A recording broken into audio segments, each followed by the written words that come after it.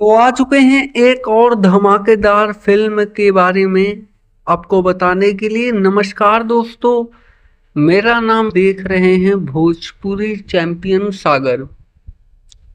दोस्तों, इस वक्त की एक फिल्म रिलीज की गई है, जिस फिल्म को जब मैं यह वीडियो बना रहा हूं तो 81,80,617 से भी ज्यादा लोगों ने इस फिल्म को देख ली।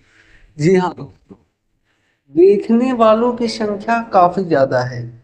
जी हाँ, ऐसा नहीं कह सकते कि देखने वालों की संख्या कम है। नहीं, कम नहीं है, देखने वालों की संख्या काफी ज्यादा है। और 49,000 के तकरीबन लाइक्स मिल चुका है, जो कि बहुत बड़ी बात है। इतने लोगों ने लाइक किया है, इतने लोगों ने पसंद किया है फिल्म को। फिल्म का नाम है सास बहू चली स्वर्ग लोक, इस तरीके से फिल्म का नाम रखा गया है। आप जा करके देख सकते हैं। काफी अच्छे तरीके से फिल्म का नाम रखा गया है। बाकी बिफोर यू भोजपुरी कंपनी के माध्यम से इस फिल्म को रिलीज किया गया है और काफी अच्छी फिल्म बनाई गई है।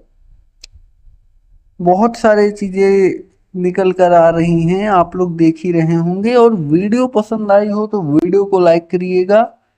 चैनल पर पहली बार आए हैं तो चैनल को सब्सक्राइब कर लीजिएगा।